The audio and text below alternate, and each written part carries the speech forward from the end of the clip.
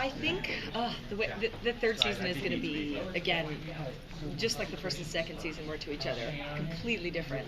And we've got this whole new dynamic, right, of Nikita heading division with Ryan, and again, the team being together, but sort of like under this, this house of it's really it's still a government agency, right? So I think for Nikita, this is going to be a little tough. It's going to be sort of, we're going to have a honeymoon period in the beginning, I think, where she's sort of has the thing of, well, I'm not looking over my shoulder anymore. That's nice. I can go and have a meal or do things that you've never seen Nikita do.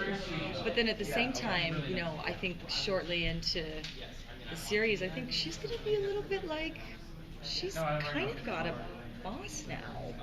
Nikita's always been her own boss, so I think that may become an issue.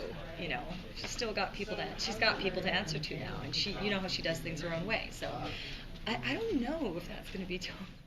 No, not at all. And what's nice is we're actually going to get into that, and we're gonna do something. We're gonna kick this season off with something that you would never expect to happen in the first episode of the season, which in true, Craig style, is sort of the way they do things. It's great. So we're talking like a wedding? Oh God, there's a wedding on Nikita. I quit. No weddings, no babies. I'm trying to think how unexpected it should be. Unless somebody elopes in a cool way. But I was just like, no one's getting pregnant and no one's getting married. No, this is not a soap opera. She's got a house. We're not going to see it right away, but her and Michael might have a house. It might have a house. Picket fence? A really high one with barbed wire. Is it just for them, or are they going to be inviting everybody else to kind of stay? Well, we definitely, Craig and I discussed this. We thought it was so funny. We were like, I said, so, living condition standards, this, that, and the other. And he said, well, yeah, we'll figure it out. I go, they're not bunking. They're a freaking couple. None of this, 7 people to a house thing anymore. That's not happening. He goes, no, that's not happening. I was like, it's not happening. He's like, it's not happening. So that was kind of funny. Because it's true. We've all been running. So we're stacked up in one house, whether it be 3, 4, 7 people by the end of the season. And now everybody's got if Alex and Sean decide to do something together, they may have their own thing and we have our own thing. And it's less creepy. Right. I mean, the thing about, speaking of, she walks in the room, the thing about Amanda being pissed off, that's so scary, because Amanda is not like Percy. In the third season, Percy had an agenda, and Nikita got in the way. But Percy's agenda mattered more than Nikita did. He just wanted her out of the way. He was sort of pissed that she was always screwing things up for him. But it was very male. It was a lot less personal. It was just sort of like, get in my way, you're dead. If you don't, whatever. This is 2 chicks now, right? And she is mad as hell. And her only objective is to hurt Nikita. And she's going to do that any way she can. She has no other agenda but to hurt Nikita. And that's very, very different from Percy. So she's a massive threat this season. Yeah. And the fact that she has Fox and Ari is a big thing, too. Very big.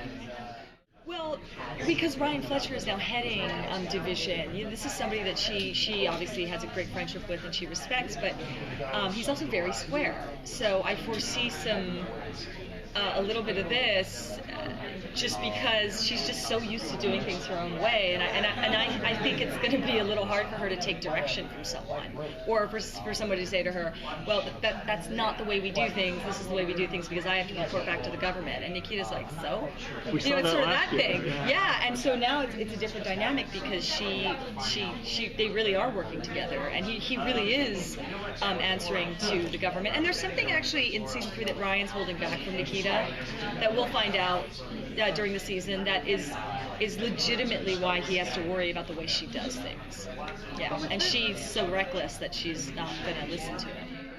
We have some bad guys this season. It's so exciting. We're going to do a lot more standalone episodes, which is nice, and we're going to bring in, some really quality guest stars again. We've got Devin Sawa back as a regular, which is really exciting, and Noah Bean, who plays Ryan Fletcher, is also a regular this season. So we've got a nice group of boys, and we're going to have some adversaries for them for sure, and for my character as well. So, and yeah, it's going to be good.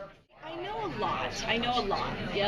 But season 3, unlike season 1 and 2, I don't even think Craig knows how the season's gonna end. But I think that they're doing that on purpose. They kind of want to see. I think they're doing like a little like writer's test, like writer's workshop test to see if giving a set goal at the end of the season restricts them during the year, or if they just kind of opened it up and let it flower and move in different directions. If we could get things that possibly didn't happen in the first 2 seasons. So the writers are excited. They're scared because it's nice to have a goal. But we'll see. Yeah, we'll see. But yes, I do know a lot, and I try to be present so that it doesn't affect sort of what's in front of me. But yeah, it's you got to know certain things just to be able to deepen the experience. Well, I knew where we wanted to go in season 3. So that means in season 2, somebody big's gotta die, right? And we already picked who we were losing, and so that was known. Craig and I had talked about it, and obviously the writers knew, but it was good. It was just sort of one of those things where I knew what Nikita's arc was going to be and where she was going to end up emotionally and mentally at the end of season 2, and that was going to set us up for season 3. And so those things are kind of important for me, because this overarching, I mean, when you do 23 episodes, the arc is long.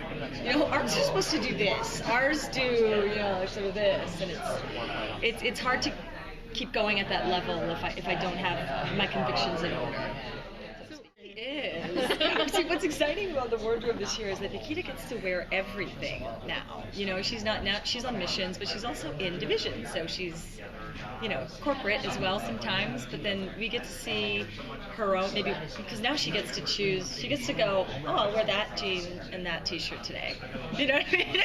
Because she might be going to yoga class or a coffee, and she's never done any of that. So, and then we're gonna see her on missions, and we're also going to see her playing characters, on missions, within missions, and so there's going to be a lot. The costume designer, let's put it this way, is very excited about this season for Nikita. Kind of. I mean, I feel like you can't totally separate it. I mean, when I'm going through Iraq, right? It's sort of like, I love that, and she always goes, for you or for her? For you or for her? She always says that to me, because I'm always going, you're going to take that, that's for her. So it's fun. But yes, I think that I definitely influenced her. But I also, at the same time, I'm very sort of like, I'm very conscious of that. I don't want to, and I'll even, like my hair right now is so light, and people are like, are you going to do that for the show? I'm like, no, this is for me. Because I get to be myself for 2 months. Right, nice highlight. Yeah, thanks. And then I got to go back to Nikita, and so it's going to change. But this is, I try to differentiate. Huge. Like, I didn't really understand how TV would change me as a performer, and I've read interviews of film actors that have gone to TV and said, well, it's so nice to grow a character over an amount of years. It's a whole different experience, because you never leave it behind. It's always a part of you.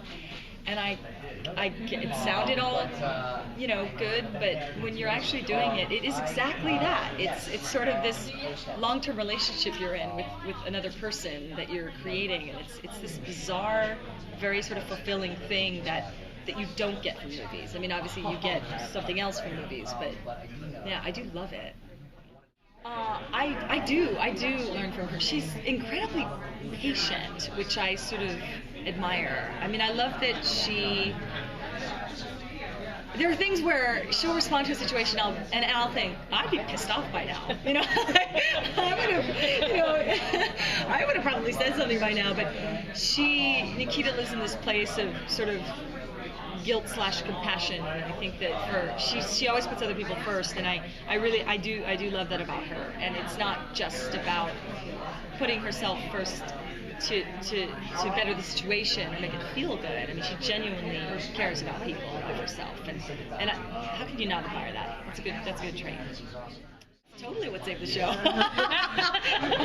We have very low ratings in the U.S., it's just sort of like, it's one of those things. I mean, listen, we're on Friday night, which is not exactly a night people are like, oh my God, I'm going to buckle down on a Friday night at 9 o'clock. People are out, But then again, a lot of our audience on a network like this is a younger audience that does buy episodes, download episodes, and, watches things on their phone or on their computer. So again, it's that, it's that. But I always sort of felt like Nikita was a show that people had to find.